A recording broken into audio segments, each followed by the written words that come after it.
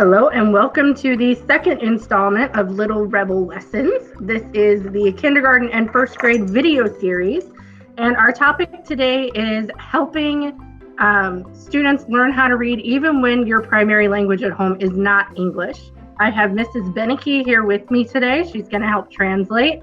We've recorded this once before and it didn't pick up Mrs. Beneke's voice hardly at all, so hopefully it does this time. If not, I guess we're going to try it a third time. So we have 5 tips for you, 5 little strategies for you to do at home. Before we start, I want to show you something that is going to come home every single week, and that is the decodable books. Kindergartens are red. They're going to get 1 or 2 of these every week. First grades are orange. They are paper clipped to the front of their homework every single week. If your child comes home without one, you need to call me right away because they have done something with it. They are paper clipped every week. They are going to have anywhere from 3 to 5 stories every week in first grade. All right. En este video vamos a dar ustedes 5 consejos para ayudar a sus estudiantes cuando están leyendo. Es muy importante para ustedes entender que esos son anaranjados y están para primer grado. Ustedes van a recibir 3, 4 o 5 cada semana con las tareas. Este es de kindergarten y van a recibir más o menos 2 cada semana. Es para ustedes a practicar con sus niños. Quieren sentar cerca a un otro y leer juntos. Si tu hijo no puede leer o no está listo para leer, usted lee a tu niño. Pero si su niño puede leer un poquito, lee con su hijo, ¿ok? Y vamos a practicar los consejos en que vamos a hablar. Okay, and I apologize for moving the camera back and forth, but we found that was the best way to pick up both of our voices. So for our video today, these are going to be strategies you can use in kindergarten. You can use them in first grade. You can use them on up through the grade levels all the way into junior high if you have a struggling reader. A lot of these are strategies that they don't actually have to be able to read, but they are still reading skills. So number 1, the very first one is tracking.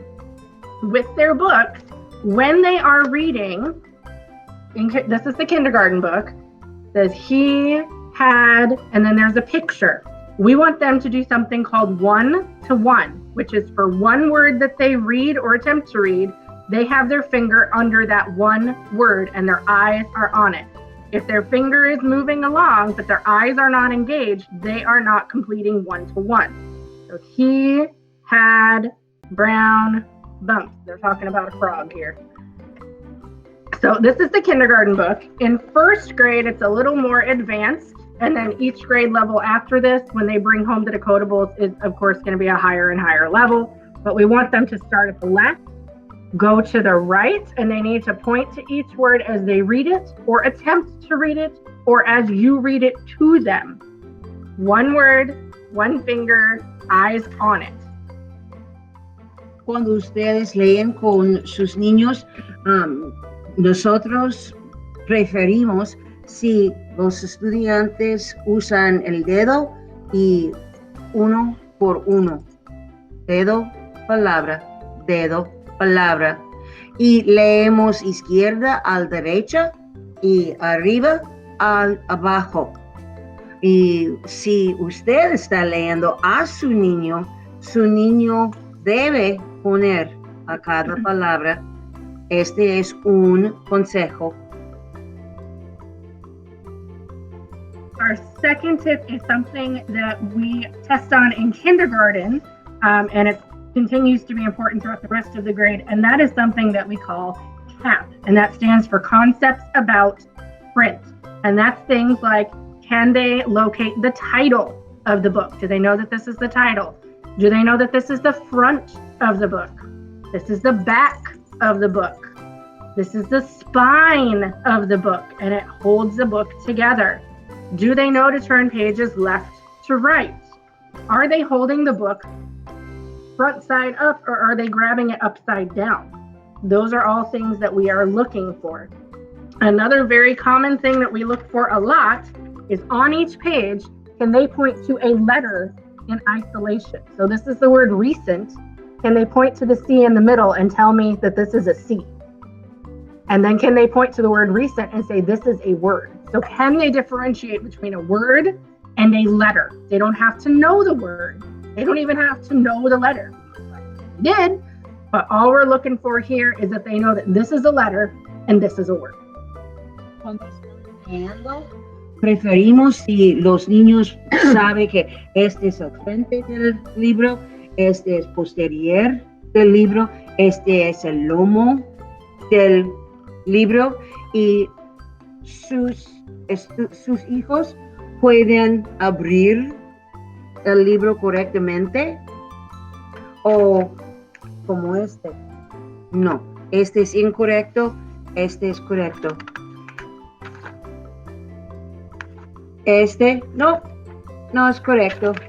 Tiene que leer en esta manera y voltea la página,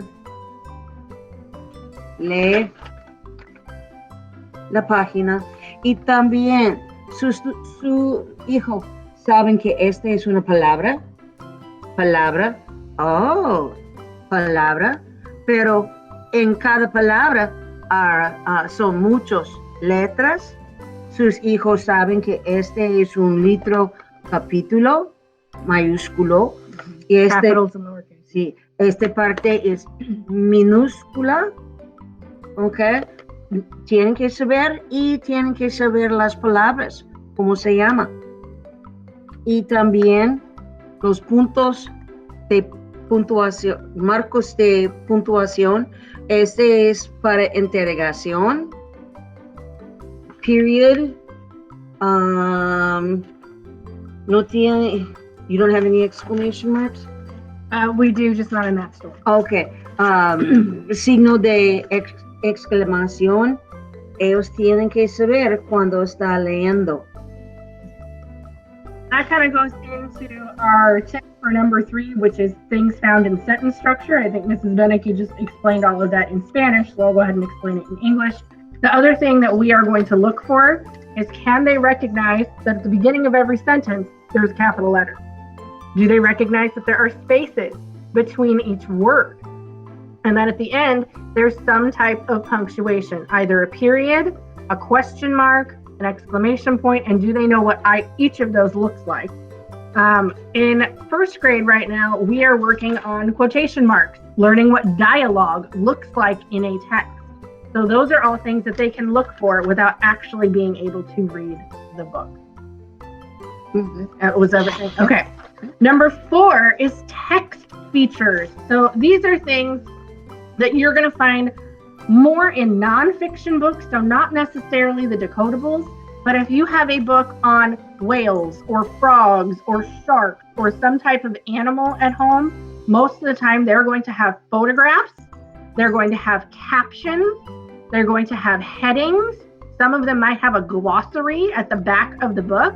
Some of them might have an index. Those are all things that we are looking for.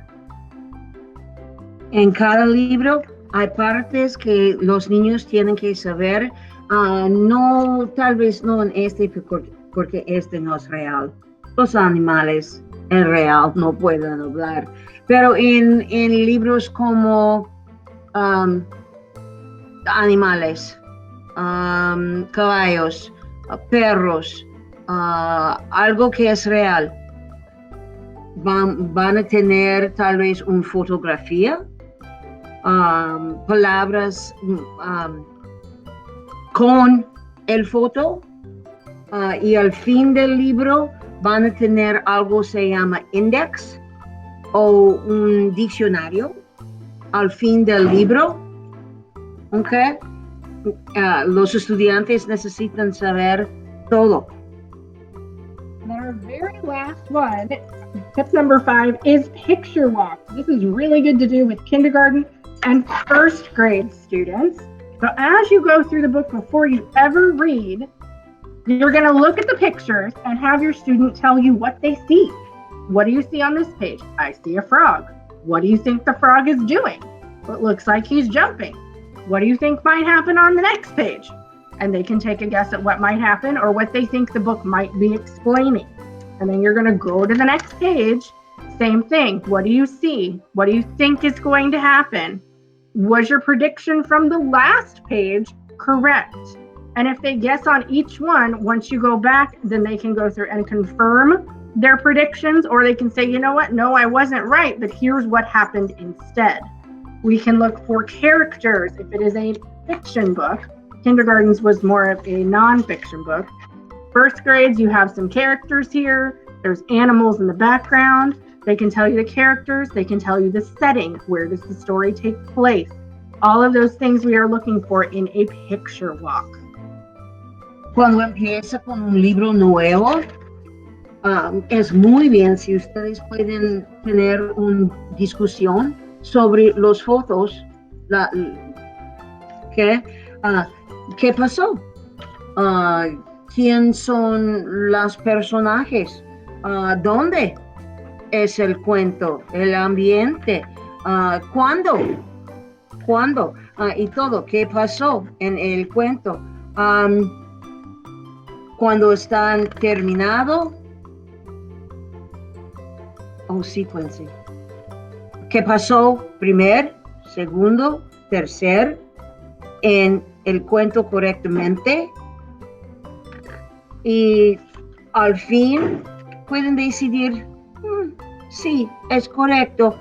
Si hay un problema en el cuento, hay una solución.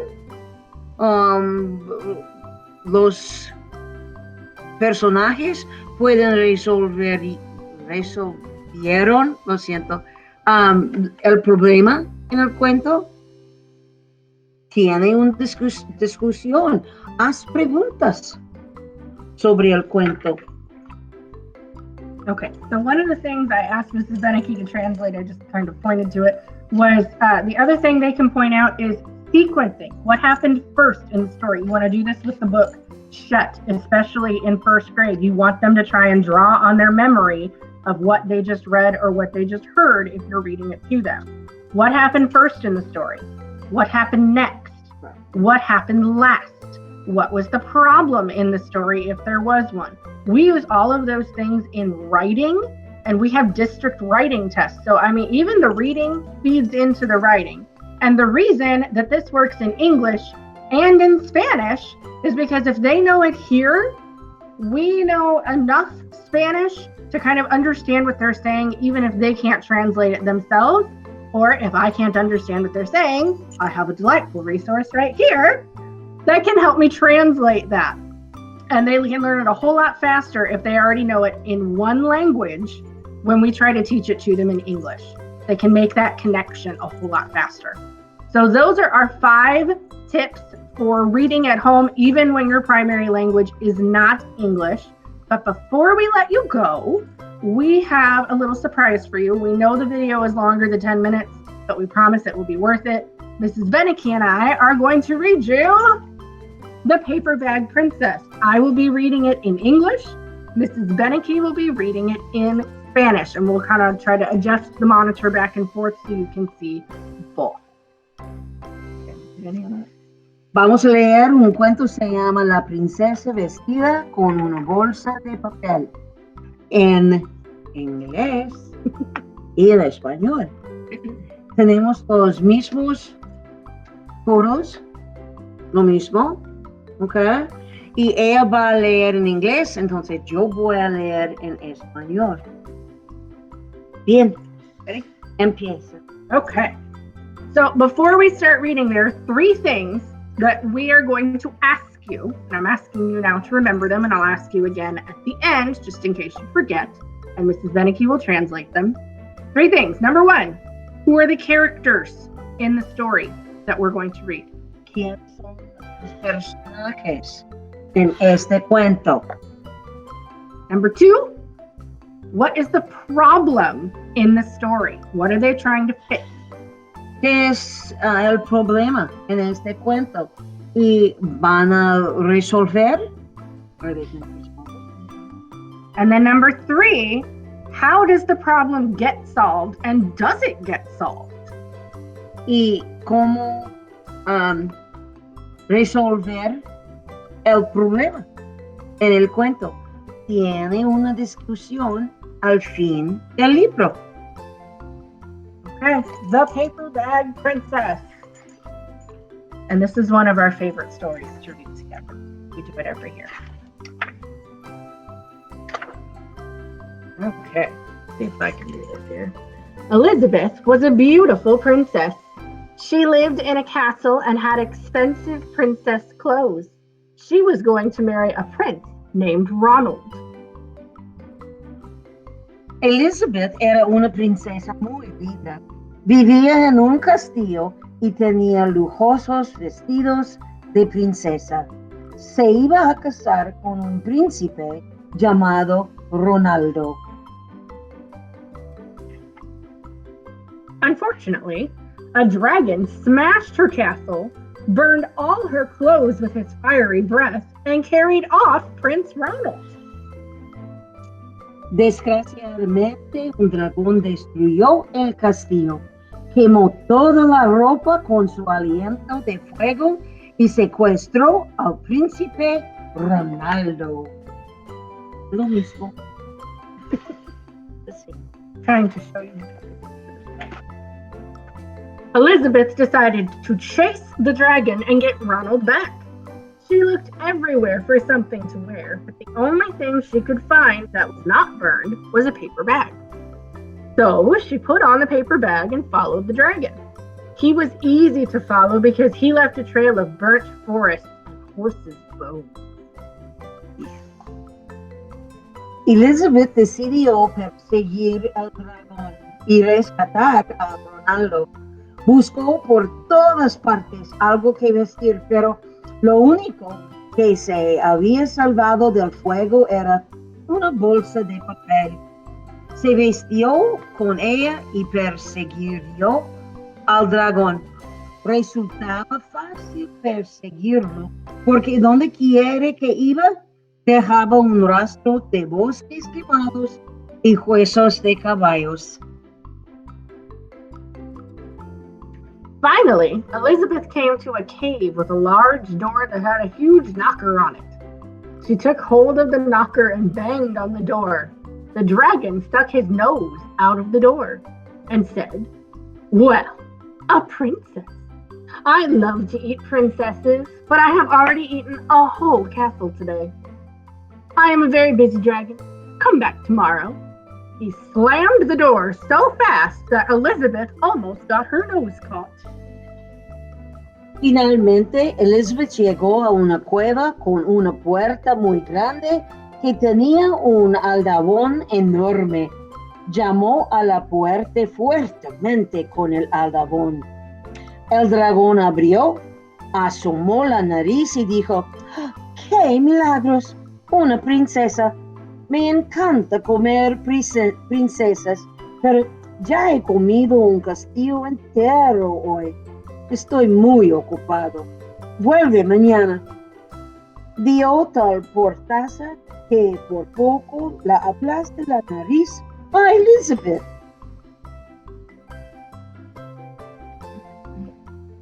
Elizabeth grabbed the knocker and banged on the door again. The dragon stuck his nose out of the door and said, "Go away! I love to eat princesses, but I have already eaten a whole castle today. I am a very busy dragon. Come back tomorrow." "Wait!" shouted Elizabeth. "Is it true that you are the smartest and fiercest dragon in the whole world?" "Yes," said the dragon. Elizabeth volvió a golpear a la puerta con el aldabón. El dragón abrió, asomó la nariz y dijo, ¡vete! Me encanta comer princesas, pero ya he comido un castillo interno hoy. Vuelve mañana. ¡Espere!, gritó Elizabeth. ¿Es verdad que usted es el dragón más inteligente y feroz de todo el mundo? Pues claro, dijo el dragón. Is it true, said Elizabeth, that you can burn up 10 forests with your fiery breath? Oh, yes, said the dragon. And he took a huge, deep breath and breathed out so much fire that he burned up 50 forests. ¿Y es verdad que usted es capaz de quemar 10 bosques con su aliento de fuego? Preguntó Elizabeth. Claro que sí, dijo el dragón, y aspiró hondo y echó una bocanada de fuego tan grande que quemó 50 bosques enteros. Fantastic, said Elizabeth, and the dragon took another huge breath and breathed out so much fire that he burnt up 100 forests. Magnificent, said Elizabeth, and the dragon took another huge breath. But this time, nothing came out. The dragon didn't even have enough fire left to cook a meatball. Formidable, exclamó Elizabeth, y el dragón volvió a aspirar hondo y echó otro bocanado del tal de fuego que quemó 100 bosques. ¡Magnífico!, exclamó Elizabeth. Y otra vez el dragón aspiró hondo, pero esta vez no le salió nada. Al dragón no le quedaba fuego ni para cocinar una albóndiga. Elizabeth said, Dragon, is it true that you can fly around the world in just 10 seconds? Why, yes, said the dragon, and jumped up and flew all the way around the world in just 10 seconds. He was very tired when he got back, but Elizabeth shouted, Fantastic! Do it again! Entonces dijo Elizabeth, señor dragón, ¿es verdad que puede volar alrededor del mundo en solo 10 segundos? Claro que sí, dijo el dragón, y dando un salto, voló alrededor del mundo en solo 10 segundos. Estaba muy cansado cuando regresó, pero Elizabeth gritó, ¡formidable! ¡Hágalo otra vez! So the dragon jumped up and flew around the whole world in just 20 seconds. When he got back, he was too tired to talk, and he lay down and went straight to sleep. Dando un salto, el dragón voló alrededor del mundo en solo 20 segundos. Cuando regresó, ya no podía ni hablar. Tan cansado estaba. Se acostó y se durmió inmediatamente. Elizabeth whispered very softly, Hey, dragon! The dragon didn't move at all. She lifted up the dragon's ear and put her head right inside. She shouted as loud as she could, Hey, dragon! The dragon was so tired, he didn't even move. Muy suavemente Elizabeth le dijo, ¿me oye, señor dragón? El dragón ni se movió. Elizabeth le levantó una oreja y metió su cabeza adentro. Gritó con todas sus fuerzas, ¿me oye, señor dragón? Pero el dragón estaba tan cansado que ni se movió. Elizabeth walked right over the dragon and opened the door to the cave. There was Prince Ronald. He looked at her and said, Elizabeth, you are a mess. You smell like ashes, your hair is all tangled, and you are wearing a dirty old paper bag. Come back when you are dressed like a real princess. Elizabeth caminó por sobre el dragón y abrió la puerta de la cueva. Allí encontró al príncipe Ronaldo. Él la miró y él dijo, Oh, Elizabeth, estás hecha un desastre. Hueles a cenizas, tu pelo está todo enredado y estás vestida con una bolsa de papel sucia y vieja. Vuelve cuando estés vestida como una verdadera princesa.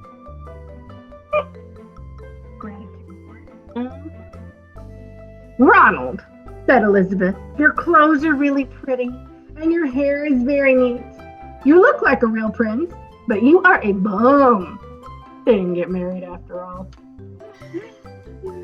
Mira, Ronaldo, le dijo Elizabeth, tu ropa es realmente bonita y estás peinado a la perfección. Te ves como un verdadero príncipe, pero ¿sabes una cosa?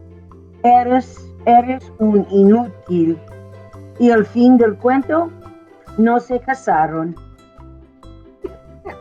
She told him. So, remember we had 3 questions for you about the Paper Bag Princess. Who are the characters? Was number 1. Los personajes del cuento son... What was the problem in the story is number 2. ¿Hay un problema en el cuento? Y si hay, entonces, ¿qué es? And then number 3, did the problem get solved? And if it did, how did it get solved? Si tienen una solución, ¿qué fue la solución? Bueno. And then, as always, we are going to let you know what our next video is going to be about. Mrs. Oliver, our kindergarten teacher, is going to be doing the next video. We have the same curriculum, kindergarten through 5th grade, so we all have the same alphabet strip up in our rooms that has the same pictures and the same sounds and movements associated with them.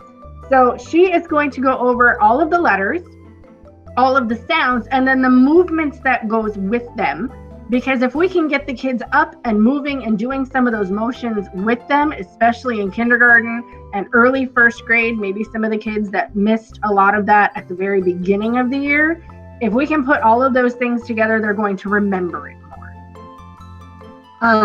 En el próximo video, la señora Oliver va a hacer todas las cosas y ella va a verificar, checar el alfabeto, los sonidos de las letras, y si los estudiantes pueden mover un poquito con cada letra. Thank you all so much for watching, and we will see you in the next one. Adiós.